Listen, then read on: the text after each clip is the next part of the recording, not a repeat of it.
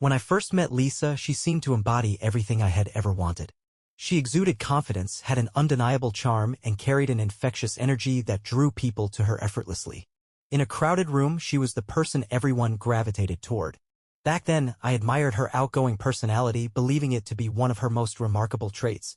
Now, I wasn't so sure. Our marriage hadn't always been like this.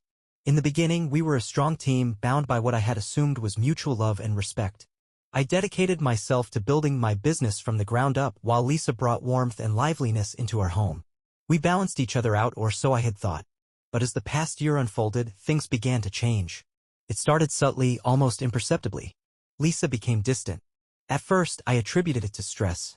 She had recently started volunteering at a local art gallery, and I figured the added responsibilities and long hours were weighing on her.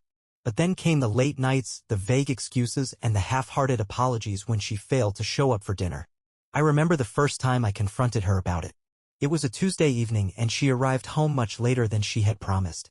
Her makeup was slightly smudged, and there was a faint scent of cologne lingering in her hair, one that wasn't mine. Trying to keep my voice steady despite the unease creeping through me, I asked, "Where were you?"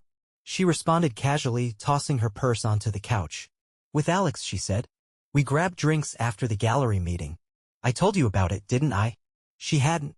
I was sure of it. But when I pointed it out, she simply rolled her eyes. "You're being paranoid, David. He's just a friend.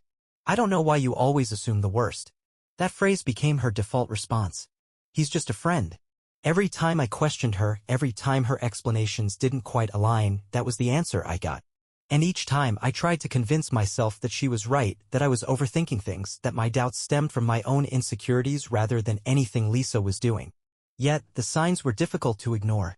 Her phone was always placed face down on the table. She started having endless meetings and events that never seemed to conclude when they should. And then there was the way she spoke about Alex, her face lighting up as she talked about his humor, his taste in music, his knowledge of art. One night, unable to suppress my unease any longer, I asked her outright, "Lisa, are you seeing someone else?" Her reaction caught me off guard.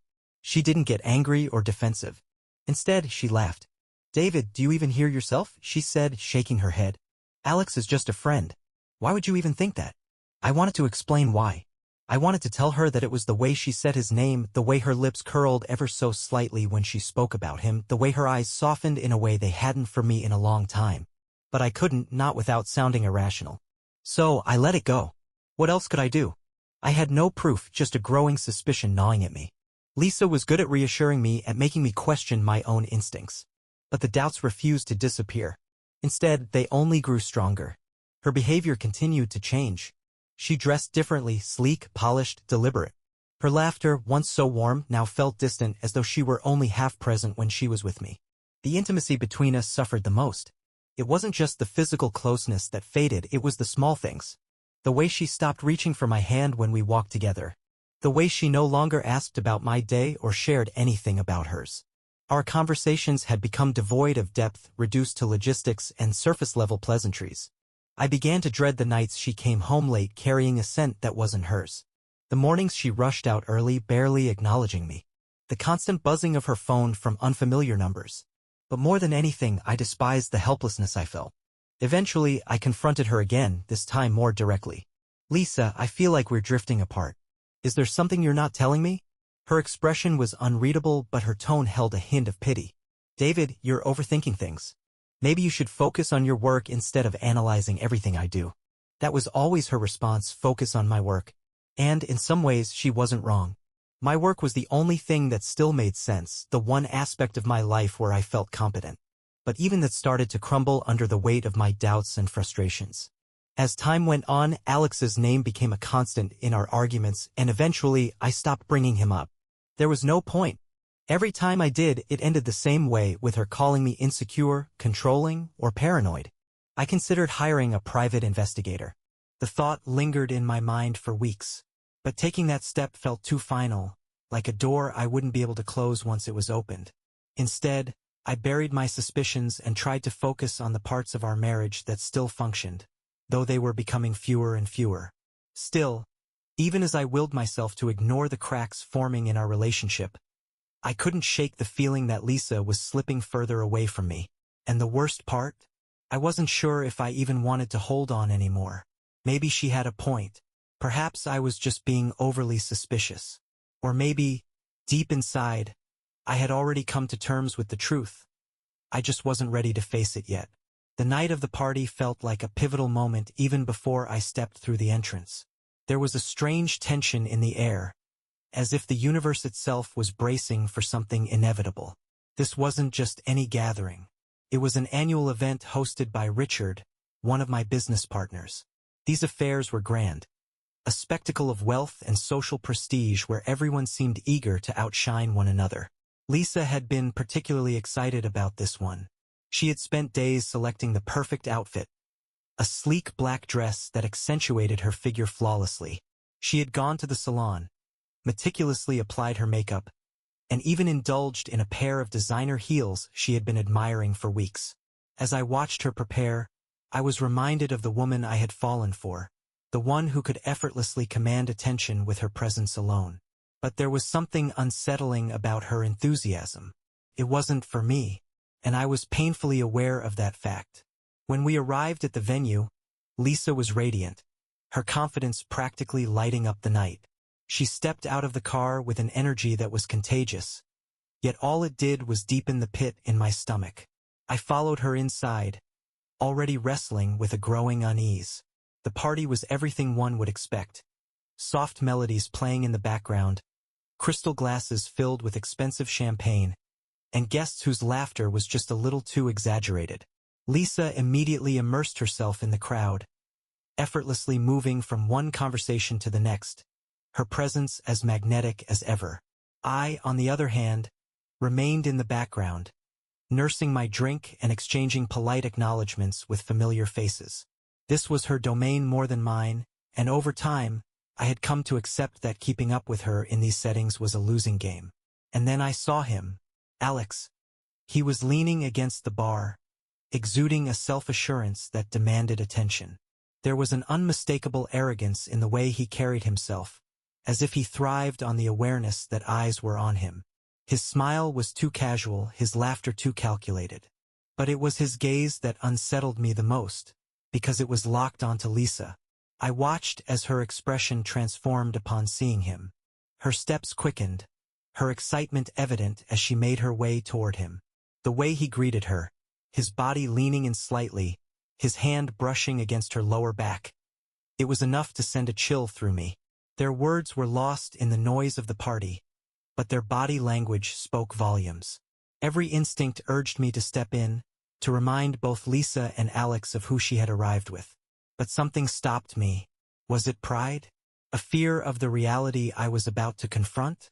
Or was it the painful realization that, in my own marriage, I had somehow become an outsider? For the next hour, I kept my distance, yet my attention never wavered.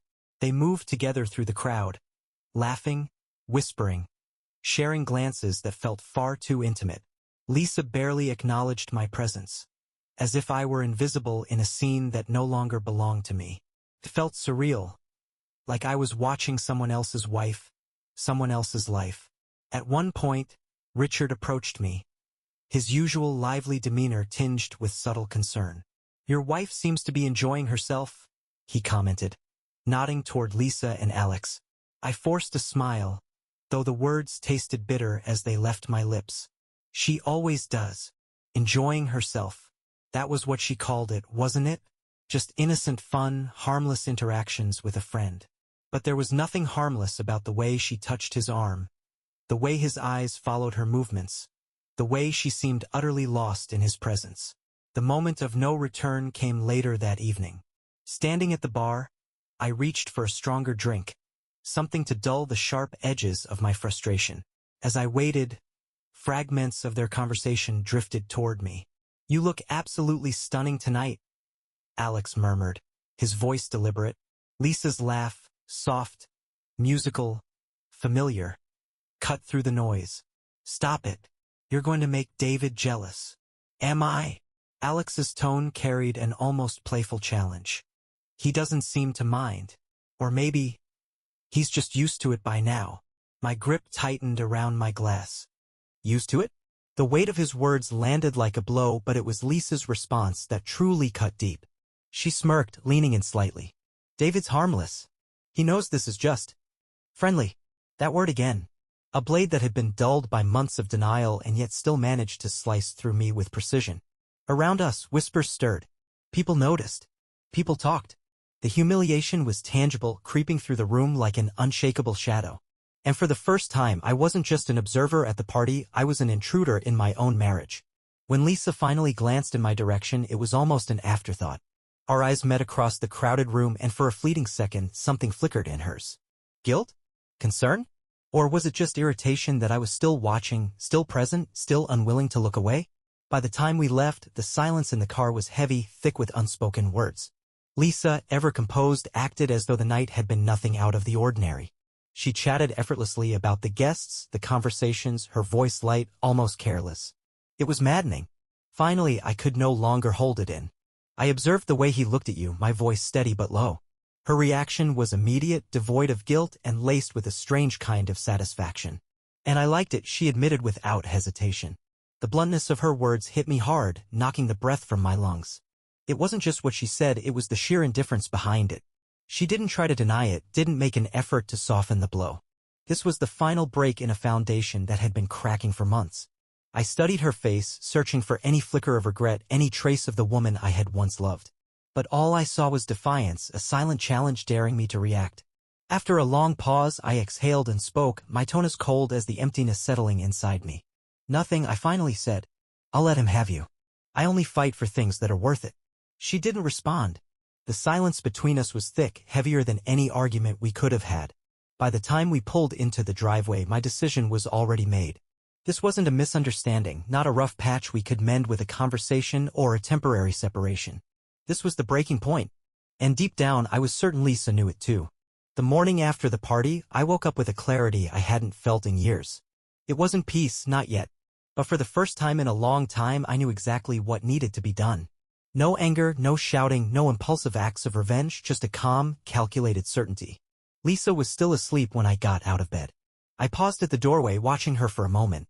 She looked peaceful, as though she hadn't just destroyed everything we had built together the night before.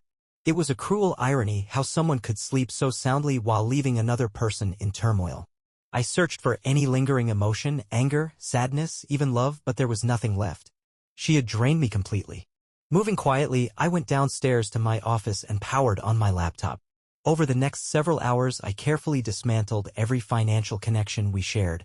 Joint accounts, credit cards, investments, one by one, I closed them or transferred everything that bore my name. This wasn't about revenge. It was about survival. Lisa had made her choices, and I refused to fund her new life with Alex or anyone else. With the financial ties cut, I began packing. I didn't take much, just the essentials. Clothes, toiletries, a few sentimental belongings. The rest could stay. This house no longer felt like a home, it was nothing more than a hollow structure built on deception. I couldn't stay there. Not anymore. Before I left, I scribbled a short note and placed it on the kitchen counter. No flowery words, no dramatic declarations, just the truth, plain and simple. You wanted him. Now you have him. Good luck. Lisa woke up around midday, her footsteps echoing on the hardwood floor as she came downstairs. I was sitting on the couch, my bags packed and waiting by the door. The moment she saw them, her expression shifted, a mix of confusion and irritation. What's this? She asked sharply. Without embellishing, I answered, I'm leaving. Her eyes narrowed, her voice edged with disbelief. You're being ridiculous, David. Over one stupid comment at a party? Grow up. A dry, humorless laugh escaped me, a sound so hollow that it even caught me off guard. This isn't about one comment, Lisa. It's about the lies, the nights you didn't come home, the way you've treated me like an afterthought while you carried on with Alex or whoever else. She scoffed, her expression darkening. I told you Alex is just a friend. I picked up my bags, my patience long gone. Spare me. I've heard enough lies to last a lifetime. You can keep pretending if it helps you sleep at night, but I'm done. For the first time, something in her demeanor shifted, panic flickered in her eyes as she finally began to grasp what was happening. You're seriously leaving? Just like that. Just like that, I confirmed, my voice steady. I only fight for things that matter, Lisa. And you've made it clear that this marriage doesn't. Her mouth opened as if to protest, but no words came. I didn't wait for her to find them. I turned, walked to the door, and stepped outside, shutting it behind me without looking back. As I drove away, the weight of everything I was leaving behind settled over me. The house, the life I had built, the future I had once imagined, it was all in the past now. But despite the loss, there was a strange lightness in my chest. It wasn't happiness, not yet. But it was freedom. The betrayal, the constant doubts, the humiliation, I could feel them beginning to lift. That night, I checked into a hotel, needing time alone to figure out my next move. My phone buzzed incessantly with messages from Lisa. At first, they were angry. "You're overreacting. You'll regret this." Then came the guilt-tripping. "I gave up so much for you and this is how you repay me?" Finally, they turned desperate. "David, please, we can fix this. I'll do better, I promise." I didn't respond. What was there to say? She wasn't sorry for what she had done. She was only sorry that she had been caught. Sorry that there were consequences. Sorry that the safety net she had taken for granted was gone. In the days that followed, I focused on rebuilding my life. I rented a modest apartment in the city, nothing extravagant, just enough space for me. It wasn't much, but it was mine. I threw myself into work, channeling all my energy into the business that had always kept me grounded. My colleagues noticed the shift in me, but no one asked questions, and for that I was grateful. Meanwhile, Lisa was unraveling. Mutual friends started reaching out, wanting to know what had happened. "Lisa's telling everyone you abandoned her," one of them informed me. "She says you left her with nothing." "She's not wrong," I responded. "I left her with exactly what she deserved." The news spread quickly, and the carefully crafted image Lisa had built for herself began to crumble. Without access to my money, her extravagant lifestyle took a hit. The designer outfits, the high-end restaurants, the exclusive social gatherings, everything vanished. And with them, so did many of the so-called friends she had surrounded herself with. Word about her and Alex reached me through the grapevine. Their affair, once fueled by excitement and secrecy, quickly lost its spark. Without my financial backing, Lisa was far less appealing, and Alex wasn't the knight in shining armor she had imagined. Their relationship became turbulent, filled with arguments and accusations. In a way, it was poetic. She had sacrificed stability for thrill and ended up with neither. Then, one day, Lisa showed up at my office unannounced. I wasn't expecting her, but when my assistant buzzed me, I decided to let her in. Curiosity got the better of me. The woman who walked through my door was barely recognizable. She looked drained, the confident and polished person I had once married replaced by someone who seemed worn down by life. "David," she began softly, her voice lacking the usual sharpness. "Can we talk?" I leaned back in my chair, folding my arms. "What do you want, Lisa?" She hesitated, her gaze shifting around the room as if searching for the right words. "I made a mistake," she admitted at last. "I know I hurt you and I regret it. I miss us." I almost laughed. "Miss us? You didn't seem to miss us when you were sneaking around with Alex. Or when you were spending my money while lying to my face." Her expression crumpled, and for a moment I thought she might cry. But I felt nothing, not anger, not sadness, not pity. "You have no idea what I've been through," she whispered, her voice trembling. "You're right," I replied calmly. "And I don't care. You made your choices, Lisa. Now you have to live with them." She didn't argue. Without another word, she turned and walked out. As I watched her leave, I felt something I hadn't experienced in a long time: closure. She had taken so much from me, my trust, my love, my dignity, but she couldn't take the man I was rebuilding. Piece by piece, I was reclaiming myself. And as she disappeared from view, I knew one thing for certain. I was never going back. It didn't take long for Lisa's illusion to fully shatter. While I was piecing my life back together, she was discovering that the greener grass she had chased wasn't grass at all, it was artificial turf. The excitement of her relationship with Alex quickly dulled when faced with reality. Mutual friends and acquaintances kept me informed, whether I wanted to know or not. People love gossip, especially when it involves scandal. "Have you heard about Lisa and Alex?" they would ask, their voices a mix of curiosity and pity. I never sought out details, but the stories always found their way to me. It wasn't surprising. Their relationship had been built on deception, selfishness, and the adrenaline of secrecy. Once that faded, there was nothing left to hold it together. Alex, as it turned out, wasn't the charming, devoted partner Lisa had envisioned. Without my financial support, her life spiraled downward. The house was mine. The bank accounts were mine. Every luxury she had once taken for granted was gone. Her credit cards were useless, and her designer wardrobe, once a symbol of her status, became meaningless when she could no longer maintain the image she had cultivated. To make matters worse, Alex wasn't the dependable figure she had assumed.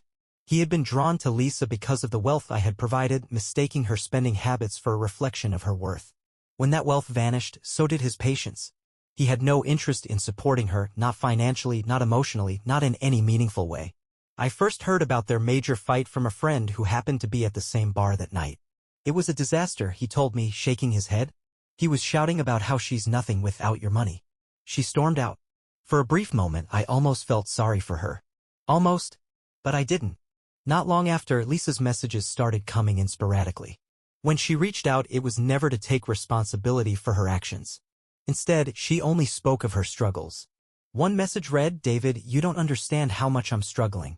Alex and I had a fight, and I don't know what to do." Another read, "I need help. I made a mistake, and everything is falling apart. Please, can we talk?" I never responded. There was no point. Lisa wasn't looking for closure or redemption. She was looking for a way back to the comfort she had recklessly thrown away. But I wasn't that man anymore. I wasn't a fallback option, a second choice, or someone to be stepped on. As the weeks stretched into months, Lisa's situation deteriorated further. Word got around that she had left the small apartment she once shared with Alex, though not by choice. He had finally reached his breaking point and kicked her out.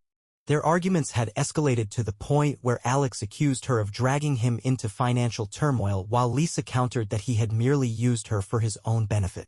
The truth likely lay somewhere between their accusations. One afternoon, I received an unexpected call from someone I barely knew, one of Lisa's acquaintances. Her voice carried uncertainty as she hesitated before speaking.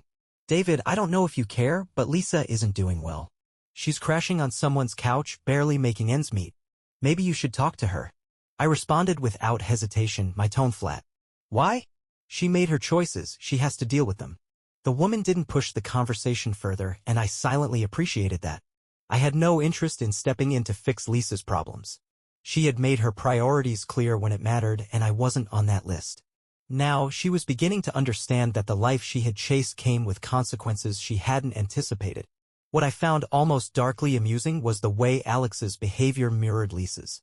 Just as she had taken me for granted, assuming I would always be there no matter what, Alex had done the same to her.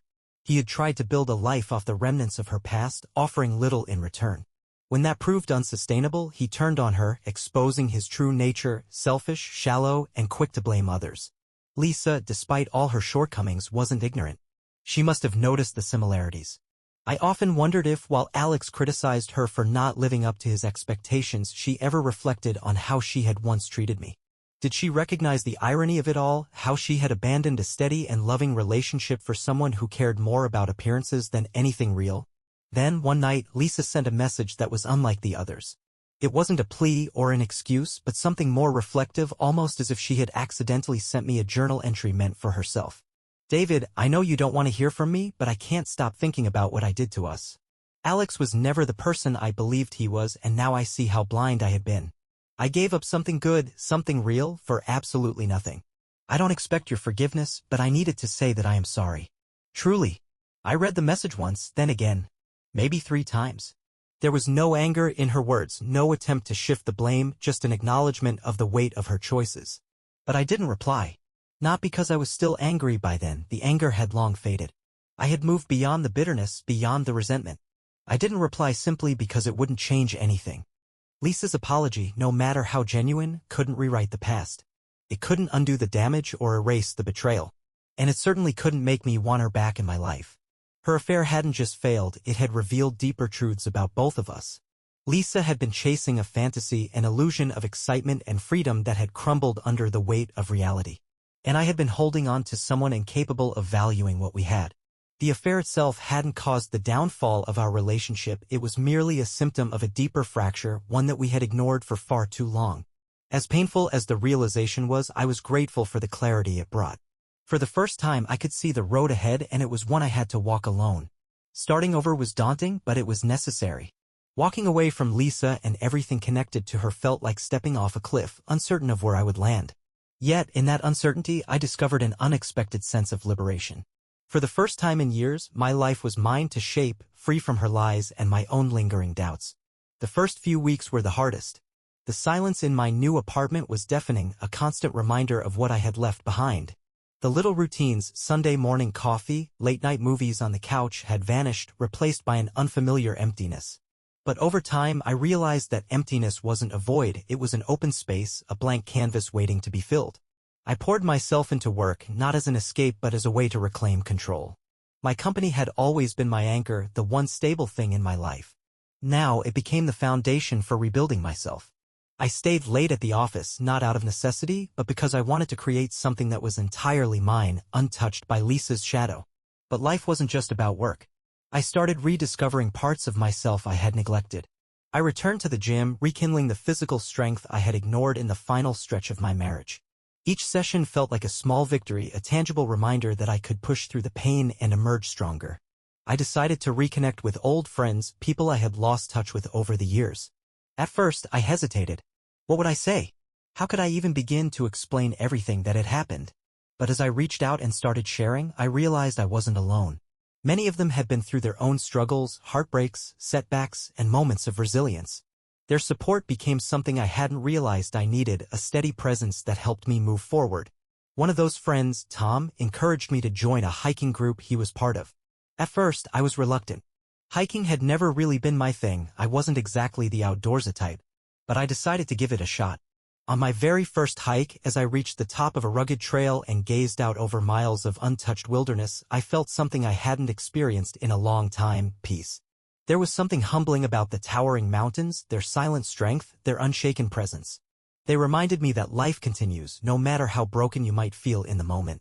As I worked to rebuild myself, I started thinking beyond relationships. What did I truly want in life? For so long, Lisa had consumed my energy, my focus, even my sense of identity. Without her, I finally had the space to rediscover who I was and what genuinely made me happy. I threw myself into new experiences, taking up cooking classes, trying photography, even attempting to learn the guitar. Some hobbies stuck, others didn't, but each one helped me grow in its own way. And then there was Rachel. I met her at a networking event I almost skipped. She stood near the refreshment table, looking slightly out of place but carrying a quiet radiance about her. There was nothing flashy about her, no grand entrances, no overwhelming charm like Lisa. Instead, Rachel had a steady, calm presence that naturally drew people in, myself included. We started talking and I was immediately struck by how real she was. She didn't try to impress me or steer the conversation in a way that made her the center of attention. Instead, she simply listened, asked thoughtful questions, and shared her own experiences with an honesty that was refreshingly rare. It wasn't some dramatic, love-at-first-sight moment, but there was a connection, a quiet but undeniable one. We began spending time together, dinners, hikes, the occasional movie night. There was no rush, no pressure to replace what I had lost. It wasn't about filling a void, it was about being with someone who valued me for who I was, someone who saw me as an equal rather than a convenience or a means to an end. One evening, as we sat on a park bench watching the city lights twinkle in the distance, Rachel turned to me and said something that stuck with me. "You've been through a lot, but that doesn't define you. You're more than your past, David." She was right. My time with Lisa, as painful as it had been, wasn't the sum of who I was. It was just one chapter in a much larger story. And now, with Rachel beside me, I was finally ready to write the next one. For the first time in years, I felt hopeful. Not just about love, but about life. I had lost so much, yet in the process I had gained something far more valuable, myself. And I realized that was worth more than anything I had left behind. It didn't come as a shock when I heard that Lisa's life had taken a downward turn after I left. I wasn't the type of person to take pleasure in someone else's misfortune, but I also couldn't deny a quiet sense of justice in seeing her finally face the consequences of her choices she had made freely without concern for what they would cost. The whispers started small, scattered pieces of gossip passed along by mutual acquaintances. "Lisa's been couch surfing," one friend mentioned over coffee. "She and Alex broke up and she's struggling to keep it together." Another added, "She called me the other night, crying. I've never heard her sound so lost." At first, I brushed it off. It wasn't my problem anymore. Lisa had made her bed and now she had to live with it. But the stories kept coming, each one painting a clearer picture of someone unraveling under the weight of her own decisions. Her breakup with Alex had been brutal. Their relationship, built on secrecy and the thrill of something forbidden, couldn't withstand the strain of real-world struggles. Without my financial support cushioning her lifestyle, Lisa had quickly become more of a burden than an asset in Alex's eyes. The arguments escalated, the accusations grew sharper. At some point, he had even thrown her past back at her, mocking her for losing the comfort and security she had with me. Lisa had tried to stand her ground, but when the truth stares you in the face, denial only lasts so long. She found herself without a home, without an income, and without the social circle that had once revolved around her. The The same people who had eagerly surrounded her at parties and events now seemed conveniently too busy to answer her calls. Then, one day, out of the blue, I received a call from an old mutual friend, someone I hadn't spoken to in months. "David," she said hesitantly, "I thought you should know. Lisa's really struggling. She's staying with a friend for now, but it's not stable. She's not in a good place." I stayed silent as she continued, describing the latest chapter of Lisa's downward spiral. The weight of accumulating debt, the sleepless nights filled with tears over all she had lost, and the growing awareness that Alex had never truly cared for her in the way she had believed, these were the burdens Lisa carried. "What do you expect me to do about it?" I asked after my friend had finished explaining. "I'm not sure," they admitted. "Maybe just reach out?" "She seems completely adrift." Adrift was an understatement. Lisa had been lost for a long time, long before Alex, long before that fateful party, and perhaps even long before our marriage had begun to crumble. But searching for her, trying to pull her back, was no longer my responsibility. I made that clear to my friend, my response firm yet polite. "I've moved on," I said. "Lisa has to find her own way now." Despite the rumors, the phone calls, and the occasional reminders of what we once shared, I didn't let Lisa's struggles weigh on me. My focus remained on creating a future that wasn't tied to the wreckage of our past. But as time passed, I found myself reflecting on the lessons this chapter of my life had taught me. The first was a lesson in self-worth. For years, I had allowed Lisa's words, actions, and approval to shape the way I saw myself. I had gone to great lengths to make her happy, to meet her expectations, to prove that I was enough. But the truth was, I had always been enough, I just hadn't realized it until she was no longer in my life. I also learned that love isn't about convenience or appearances. Real love is built on trust, respect, and mutual effort. Lisa had loved the idea of me, the stability and success I represented, but she had never truly loved me for who I was. And perhaps in some way I hadn't truly loved her either. I had fallen for the version of her that I wanted to believe in rather than the person she actually was. Another important lesson was the value of boundaries. I had ignored my own instincts for far too long, allowing Lisa's charm and excuses to override the doubts that lingered in my mind. If I had set clear boundaries from the beginning, maybe things would have turned out differently. Or maybe they wouldn't have, but at least I wouldn't have spent so much time questioning myself. Then one final attempt to reach me came from Lisa. This time, it wasn't through a phone call or a message. It was a letter handwritten and personally delivered to my office. I hesitated before opening it, expecting yet another string of apologies or desperate pleas. But what I found inside was something entirely different. "David," it began.